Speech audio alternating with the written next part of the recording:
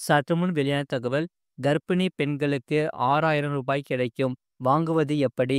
அத சொல்லி தான் பார்க்க போறோம். நீங்க நம்ம சேனல் சப்ஸ்கிரைப் பண்ணாம இருந்தீங்கன்னா, மறக்காம லைக் பண்ணிக்கோங்க, சப்ஸ்கிரைப் பண்ணிக்கோங்க. மற்றவர்களுக்கு தெரியப்படுத்த ஷேர் பண்ணுங்க. மத்திய அரசிடமிருந்து கர்ப்பிணி பெண்களுக்கு ரூ. 6,000 நிதி உதவி கிடைக்கிறது. அதை வாங்குவது எப்படி என்று இங்கே பார்க்கலாம். கர்ப்பிணி பெண்களின் ஆரோக்கியம் மற்றும் குழந்தையின் பராமரிப்பை உறுதி செய்வதற்காக மத்திய அரசு பிரதான் மந்திரி மாத்ரு வந்தனா யோஜனா திட்டத்தை அறிமுகப்படுத்தியுள்ளது. பிரதமர் நரேந்திர மோடி இந்த திட்டத்தை 2017ஆம் ஆண்டின் ஜனவரி 1ஆம் தேதியன்று அறிமுகப்படுத்தியிருந்தார். இத்திட்டத்தின் விதிகளில் சில மாற்றங்களை மத்திய அரசு செய்துள்ளது. இத்திட்டத்தின் கீழ் பெண்களுக்கு ரூ.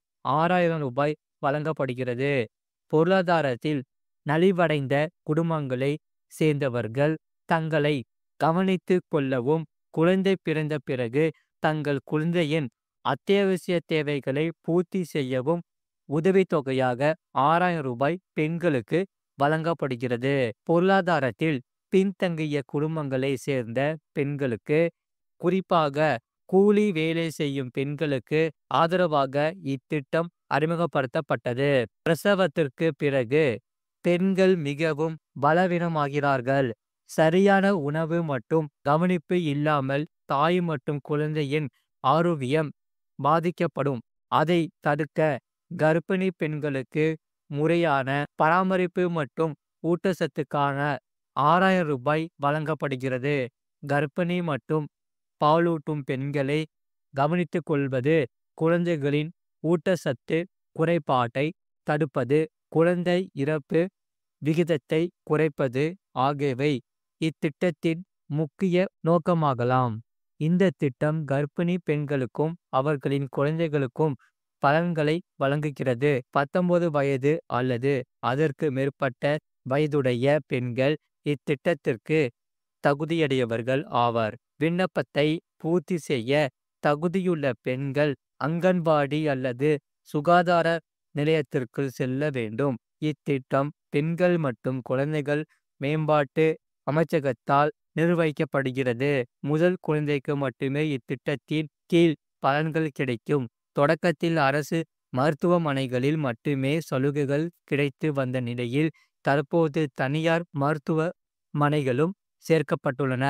பொருளாதாரத்தில் பின்தங்கிய குடும்பத்தை சேர்ந்த கர்ப்பிணி பெண்கள் மட்டுமே தகுதியுடையவர்கள்.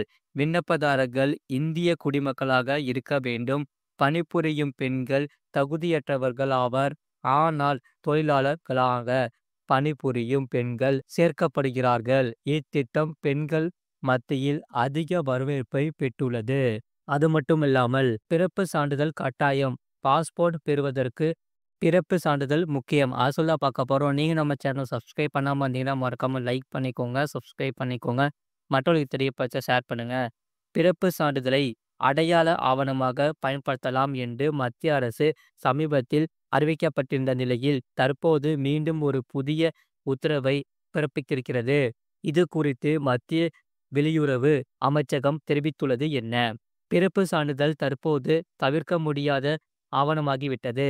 குழந்தைகளை பள்ளியில் சேர்ப்பதற்காகவும், வாக்காளர் அடையாள அட்டையில் பெயர் சேர்ப்பதற்காகவும், மத்திய மாநில அரசு பணிகளில் சேர்ப்பதற்காகவும், திருமணத்தை பதிவு செய்வதற்கும், டிரைவிங் லைசென்ஸ், பாஸ்போர்ட் போன்றவற்றை பெறுவதற்கும் பிறப்பு சான்றிதழ் தேவைப்படுகிறது.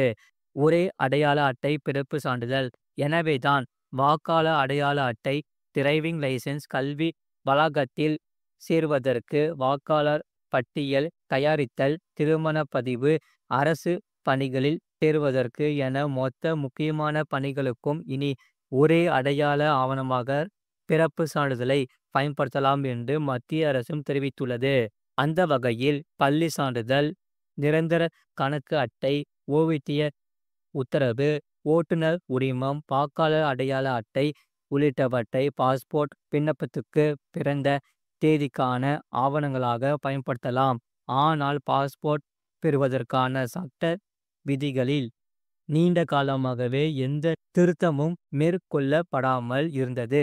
கிராமங்கள் மற்றும் ஊரக பகுதிகளில் வசிக்கும் பெரும்பாலானவர்களிடம் பிறப்பு சான்றிதழ் இருக்காது என்பதால் அது பற்றி முடிவு எடுக்கப்படாமலேயே இருந்தது. இந்நிலையில் பாஸ்போர்ட் சட்டம் 1980 விதிகளில் மத்திய வெளியுறவு அமைச்சகம் திருத்தம் செய்துள்ளது. இது தொடர்பாக அறிவிக்கை ஒன்றையும் வெளியிட்டுள்ளது. அந்த அறிக்கையில் கடந்த 2023ஆம் ஆண்டு அக்டோபர் 1ஆம் தேதிக்கு பிறகு பிறந்தவர்கள் புதிதாக பாஸ்போர்ட் பெறுவதற்கு பிறப்பு சான்றிதழ் கட்டாயம். மாநகராட்சி, நகராட்சி போன்றவை அல்லது அதற்கு நிகரான அமைப்புகள் வழங்கும் பிறப்பு, இறப்பு சான்றிதழ்கள் மட்டுமே பிறப்பு சான்றிதழ் ஆவணமாக ஏற்கப்படும். அரசிதழில் அறிவிப்பு வெளியான நாளில் இருந்து இந்த உத்தரவு அமலுக்கு வருகிறது என தெரிவிக்கப்பட்டுள்ளது. எனினும் கடந்த 2023 அக்டோபர் 1க்கு முன்பு பிறந்தவர்களுக்கு இத்தகைய பிறப்பு சான்றிதழ் தேவையில்லை என்பது குறிப்பிடத்தக்கது. இது போன்ற செய்திகளை உடனுக்குடன் அறிந்து கொள்ள மறக்காம சேனலை சப்ஸ்கிரைப் செய்யுங்கள். மற்றவர்களுக்கு தெரியப்படுத்த ஷேர் செய்யுங்கள். அதாவது கீழே பார்த்தீங்கன்னா ரைட் சைடில் ஒரு ஒயிட் கலர் பாக்ஸ் இருக்கும்.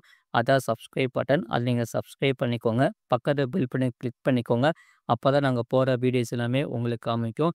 அதே போல் கமெண்ட் செக்ஷனில் இன்னும் உங்களுக்கு என்னென்ன செய்திகள் தேவைப்படுதோ அது நீங்கள் கமெண்ட் செக்ஷனில் கமெண்ட் பண்ணுங்கள். அதை நாங்கள் பார்த்துட்டு கண்டிப்பாக வீடியோஸ் போடுறோம்.